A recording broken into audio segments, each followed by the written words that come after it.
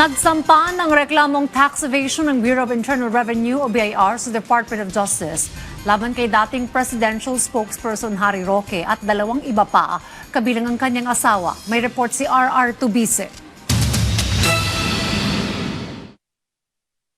Kinasuhan ng Bureau of Internal Revenue sa Department of Justice si dating presidential spokesperson Harry Roque kasama ang kanyang asawa at isang associate kaugnay ng umano'y paglabag sa tax laws.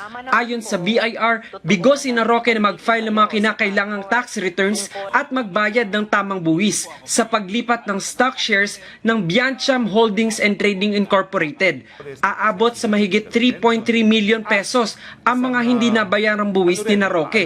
Kinasuhan sila ng mga kasong paglabag alinsunod sa National Internal Revenue Code. Mariin namang itinanggi ni Roque ang mga paratang at iginiit na ang mga kaso ay politically motivated umano. Bahagi umano ito ng pananakot laban sa mga taga-suporta ni dating Pangulong Rodrigo Duterte. Ayon pa sa kanya, walang naganap na aktwal na pag-issue ng shares, kaya walang kailangang buwisan. Kaya aniya, wala silang nilabag na batas. Sinabi pa niya na haharapin nila ang mga paratang sa tamang proseso ng batas. RR Tubise para sa Pambansang TV sa Bagong Pilipinas.